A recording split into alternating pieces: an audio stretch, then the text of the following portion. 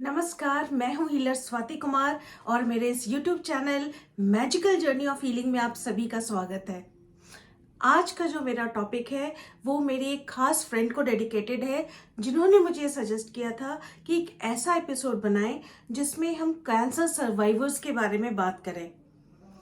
बहुत मुश्किल है इस टॉपिक के बारे में कुछ भी बोलना। मैंने उनके बोलने के बाद काफ़ी रिसर्च किया एंड मेरा सल्यूट है उन लोगों को। मैं जितना जानती गई कि लोगों में कितना पेशेंस है और कितना सर्वाइवल इंस्टिंक्ट है कि इस जानलेवा बीमारी का नाम सुनकर जहां पैरों के नीचे से जमीन खिसक जाती थी, लोग बहुत स्ट्रांगली खड़े हैं और अपने हेल्थ के लिए लड़ रहे हैं, जूझ रहे हैं और बिल्कुल नॉर्मल जिंदगी जी रहे हैं कि हाँ, एक पॉजिटिव एटीट्यूड के साथ कि नहीं, ये ठीक हो ही जाएगा।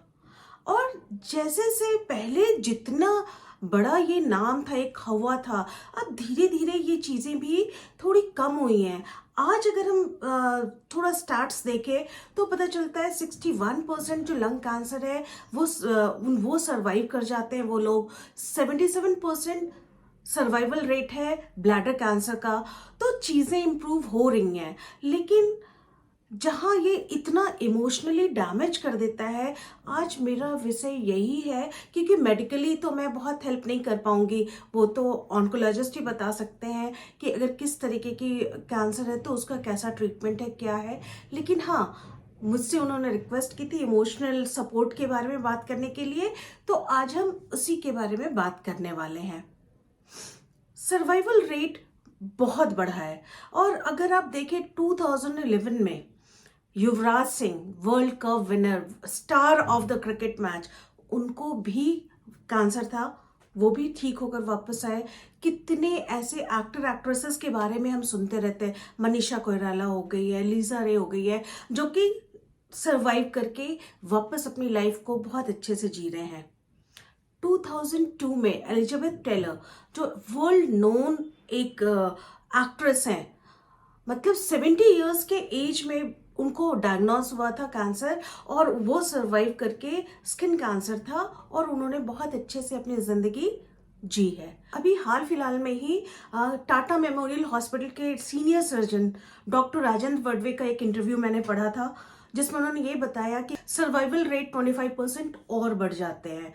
बहुत सारे रिसर्च एक्सपेरिमेंट्स हो चुके हैं और अब बस इंतजार है कि ये FSSAI से इसको अप्रूवल मिल जाए, जो मोस्ट प्रोबेबली 2025 जून जुलाई तक मिल जाएगा।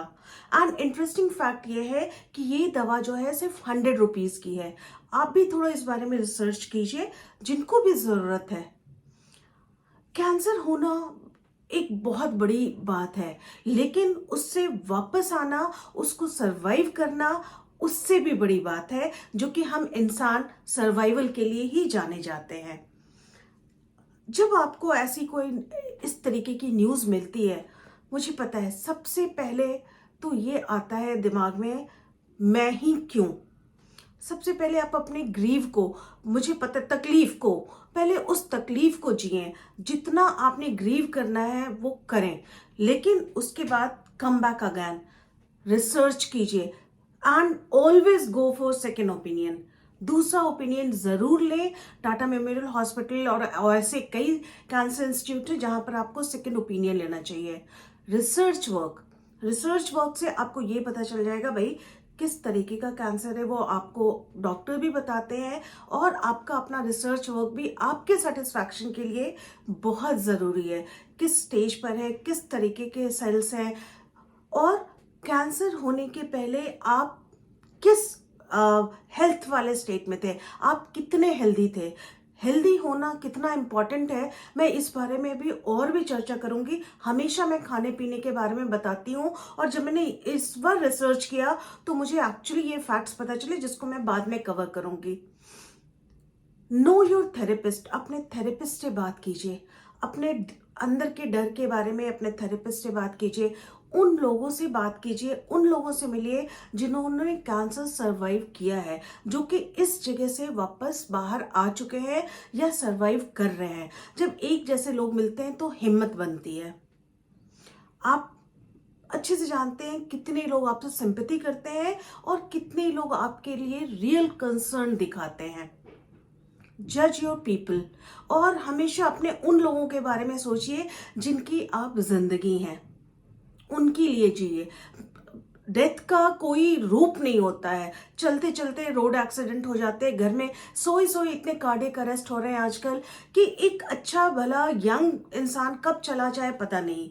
तो हम उस चीज को जो आने वाला टाइम है उसके चक्कर में हम अपने आज को क्यों खोए, और अपने साथ साथ जितना आप कैंसर से सरवाइव कर रहे हैं आपके अपने उससे ज्यादा उस दुख तकलीफ में है। तो इस चीज को समझने की कोशिश कीजिएगा कि आपको उनके लिए जीना है। एंड ये भी बहुत सर्वे से पता चला है कि उन लोगों के सरवाइव होने के, लाइवली होने के चांसेस ज्यादा होते हैं जिनकी सोसाइटी उनके साथ, जिनके अपने परिवार वाले लोग उनके साथ होते हैं। ये सर्वाइवल रेट 25% तक बढ़ जाता है। नो योर फियर, आप सेल्फ कॉन्शियस हो जाते हैं क्योंकि बॉडी में भी कई चेंजेस आते हैं। स्किन कलर चेंज हो जाता है, फिजिक चेंज हो जाता है, कभी मोटे होते हैं, कभी पतले होते हैं, कभी बालों का बालों पर इसका काफी असर होता है। जो आपको जानते हैं ना वो आपको हर हालत में एक्सेप्ट करेंगे, और सबसे पहले आप अपने आप को एक्सेप्ट कीजिए, उसके बाद पूरी दुनिया आपको एक्सेप्ट करेगी। अपने दिमाग के पावर को कभी मत भूलिए। आपका सबकॉन्शियस माइंड ये आपकी सबसे बड़ी पावर है। आप लोग, मैंने पहले भी 1-2 वीडियोस में रीप्रोग्रामिंग ऑफ ब्रेन इसके बारे में बताया था।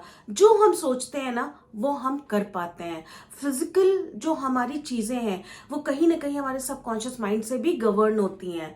Y not give it a try.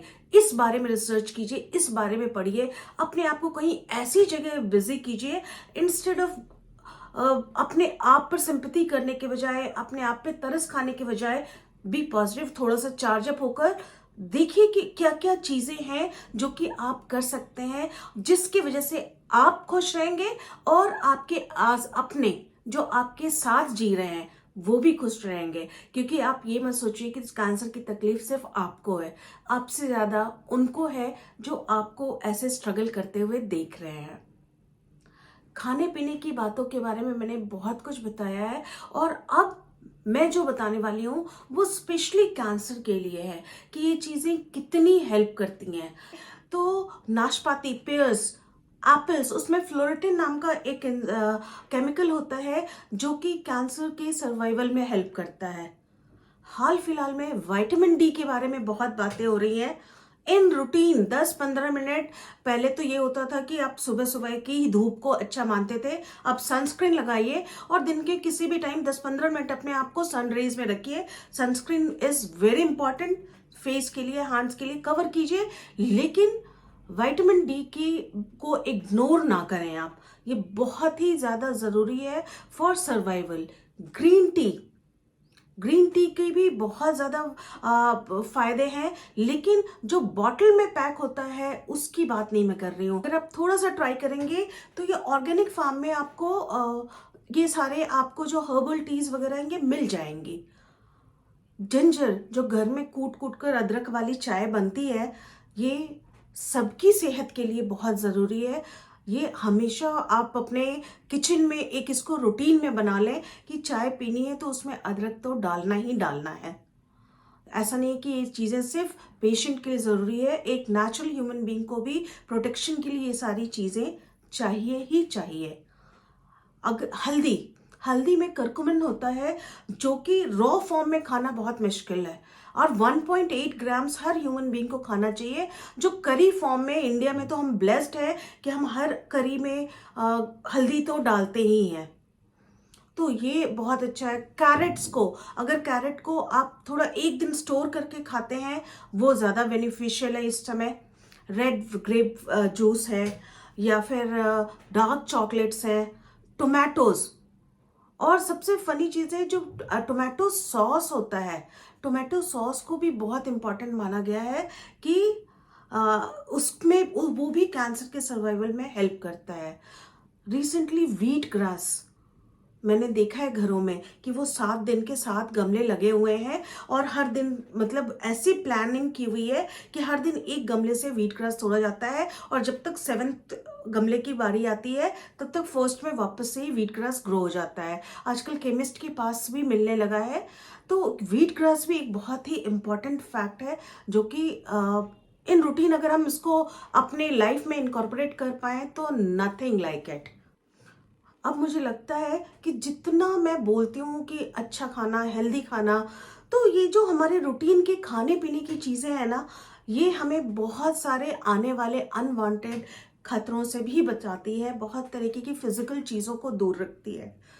So I request each and every one to go for the natural organic things. जितना भी हो सके फास्ट फूड को थोड़ा अवॉइड करें, थोड़ा लाइफस्टाइल में चेंज करें, सब कॉन्शियस माइंड के बारे में ज़रूर पढ़ें, समझें, मेडिटेट करें। एंड आई रियली विश कि हम सब लोग बहुत हेल्दी हों, खुश हों, बिकॉज हेल्थ इज़ वेल्थ। मुझे सच में बहुत खुशी मिलती है जब आपकी रिक्वेस्ट या आपके सजेशंस मेरे पास आते हैं। मुझे भी एक आइडिया मिलता है कि मुझे किस तरीके से किन की मदद करनी है और मैं कितनी मदद कर पा रही हूँ। So please like, follow and subscribe and take care of your health. Thank you. Goodbye.